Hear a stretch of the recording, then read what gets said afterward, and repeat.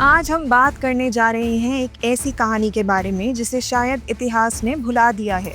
एक ऐसे हीरो की कहानी जिन्होंने अपने दम पर हजारों लोगों की जान बचाई और बंगाल को पाकिस्तान का हिस्सा बनने से बचाया। हम बात कर रहे हैं गोपाल पाठा की और 1946 के उस भयानक दिन की जिसे डायरेक्ट एक्शन डे कहा जाता है। 16 अगस्त 1946 ये वो दिन था जब कोलकाता की गलियां खून से लाल हो गई थी। मुस्लिम लीग के दंगाइयों ने पूरे शहर को तबाही के मैदान में बदल दिया था। दुकानें जल रही थी, घरों में आग की लपटें थी और सड़कों पर लाशें बिछी हुई थीं। हजारों हिंदू को बेरहमी से मार दिया गया था और इस पूरे नरसंहार पर गांधी और नेहरू जैसे बड़े नेता खामोश बैठे थे। उनकी चुप्पी ने दंगाइयों को और हौसला दिया। लेकिन इस बेफिक्री से दूर कोलकाता की एक गली में जब मुस्लिम दंगाइयों का जत्था हिंदुओं को मारने पहुंचा, तब एक 5 फुट 4 इंच का आदमी उनके सामने चट्टान की तरह खड़ा हो गया। वो दिखने में साधारण था, लंबे बाल, मूछें और घनी दाढ़ी, लेकिन उसकी हिम्मत बेमिसाल थी। जब दंगाइयों ने हमला शुरू किया तो इस आदमी ने अकेले ही पूरे जत्थे को अपने गड़ासे से काट डाला। ये कोई और नहीं बल्कि कोलकाता में जन्मे गोपाल पाठा थे। कहा जाता है कि अगर गोपाल पाठा ने ऐसा ना किया होता तो शायद आज बंगाली हिंदू होते ही नहीं, क्योंकि कोलकाता भी पहले पाकिस्तान और फिर आज के बांग्लादेश का हिस्सा बन जाता। और हम सब जानते हैं कि इन दोनों देशों ने हिंदुओं के साथ क्या क्या किया है। लेकिन दुख की बात तो ये है कि आज भी बहुत कम लोग गोपाल पाठा को जानते हैं। कुछ लोग तो उन्हें हेट मॉन्गर तक कहते हैं।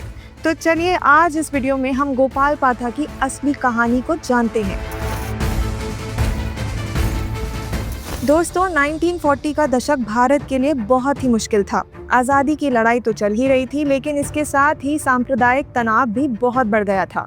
1906 में बनी मुस्लिम लीग लगातार चुनावों में हारने के बाद और ज्यादा कट्टर हो रही थी। उनके नेता थे मोहम्मद अली जिन्ना, जिन्होंने 1940 के लाहौर रेजोल्यूशन में कहा था कि हिंदू और मुस्लिम एक देश में एक संविधान के नीचे नहीं रह सकते।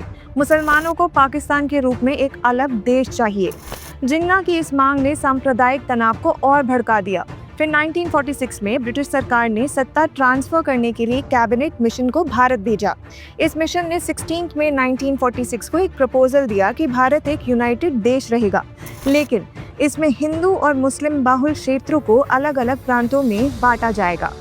शुरुआत में तो मुस्लिम लीग और कांग्रेस दोनों ही इस प्लान के लिए राजी थे, लेकिन 10 जुलाई 1946 को जवाहरलाल नेहरू ने कहा कि कांग्रेस इस प्लान को बदलने के लिए बाधी नहीं है। इससे जिन्ना को डर लगा कि उनका पाकिस्तान का सपना कभी पूरा ही नहीं होगा। इस डर से जिन्ना ने कैबिनेट मिशन के प्लान को पूरी तरह खारिज कर दिया और 16 अगस्त 1946 को डायरेक्ट एक्शन डे की घोषणा कर दी। उनका नारा था, हम या तो डिवाइडेड इंडिया लेंगे या डिस्ट्रॉयड इंडिया।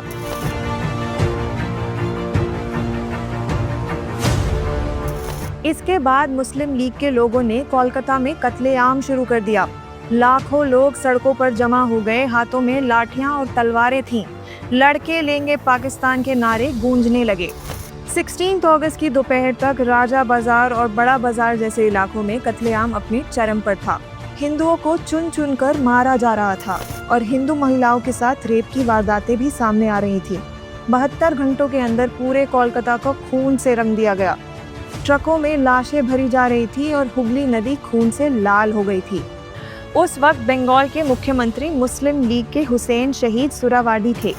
इन 72 घंटों में 5000 से 10,000 लोग मारे गए और 1 लाख से ज्यादा लोग बेघर हो गए।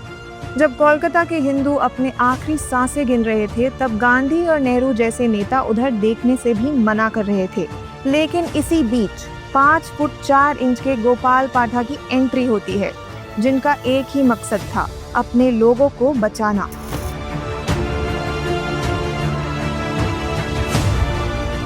गोपाल पाठा का पूरा नाम गोपाल चंद्र मुखर्जी था।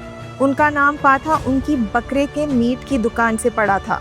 पुलिस उन्हें एक गैंग लीडर मानती थी, लेकिन आम लोग उन्हें रॉबिन हुड की तरह देखते थे। वो क्रांतिकारी संगठन अनुशीलन समिति के सदस्य रह चुके थे और नेताजी सुभाष चंद्र बोस को अपना आदर्श मानते थे। गोपाल पाठा अपने कुश्ती के अखाड़े भी चलाते थे। 1942 के भारत छोड़ो आंदोलन में उन्होंने अपने 800 से ज्यादा ट्रेंड पहलवानों के साथ हिस्सा लिया था। उनका मानना था कि जुल्म से मुक्ति सिर्फ बंदूक की नोक पर ही मिलती है। 16 अगस्त 1946 को जब डायरेक्ट एक्शन डे शुरू हुआ तो शुरुआत में गोपाल शांत थे। उन्होंने अपने मुस्लिम दोस्तों से भाईचारे से रहने की अपील की, लेकिन जब लड़के लेंगे पाकिस्तान का नारा गूंजा और हिंदुओं का कत्ल शुरू हुआ तो गोपाल पाठा फिर से एक्टिव हो गए। उन्होंने अपने अखाड़े की सेना फिर से तैयार की, क्योंकि उनका मानना था कि अगर कोलकाता पाकिस्तान में चला गया तो हिंदुओं पर होने वाले जुल्म कई गुना बढ़ जाएंगे। 18 अगस्त से गोपाल पाठा ने हिंदू प्रतिरोध का नेतृत्व करना शुरू किया।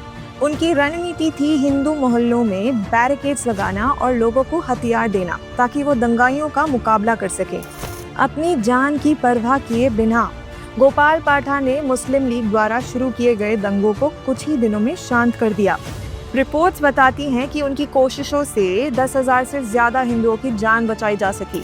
गोपाल की इस वीरता ने मुस्लिम लीग को बैकफुट पर ला दिया और जिस मकसद से डायरेक्ट एक्शन डे शुरू हुआ वो कभी पूरा ही नहीं हुआ। আমার মোট শপ আছে কলেজ স্ট্রিট, ওই অনুকূল মুখার্জির পাঠার দোকান, মাংসের দোকান, ওইখানে আমি সকাল থেকে গিয়ে বসে আছি।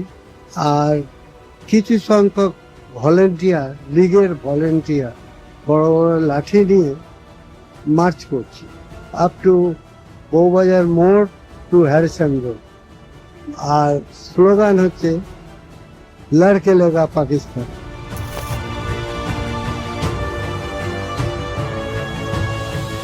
1947 में जब बंटवारे का समय आया तो हिंसा एक बार फिर से तेज हो गई, लेकिन इस बार गोपाल पाठा पहले से ही तैयार थे और उन्होंने ईंट का जवाब पत्थर से दिया।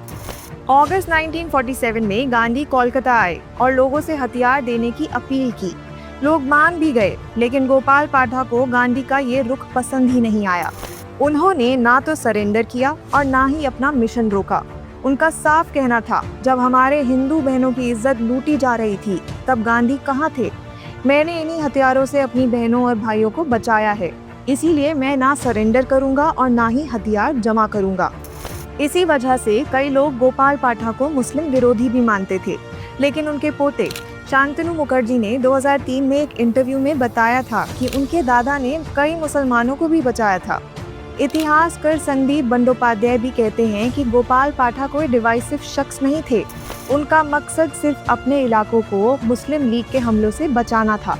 आज़ादी के बाद भी गोपाल पाठा को वो सम्मान नहीं मिला जिसके वो हकदार थे। पहले ब्रिटिश सरकार ने और फिर भारत सरकार ने भी उन्हें जेल में डाल दिया। सरकार ने उनकी गतिविधियों को हिंसक माना।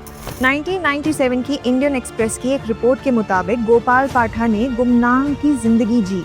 उनका office national relief centre for डेस्टिट्यूट्स के नाम से जाना जाता था, जहां एक चैरिटी क्लिनिक चलता था।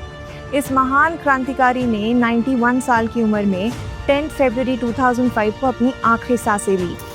दोस्तों, गोपाल पाठा की कहानी सिर्फ एक कहानी नहीं है, बल्कि एक ऐसे समय की याद दिलाती है जब हिंदुओं को बचाने के लिए कोई सामने ही नहीं आया। डायरेक्ट एक्शन डे ने दिखाया कि कट्टरपना कितना खतरनाक हो सकता है।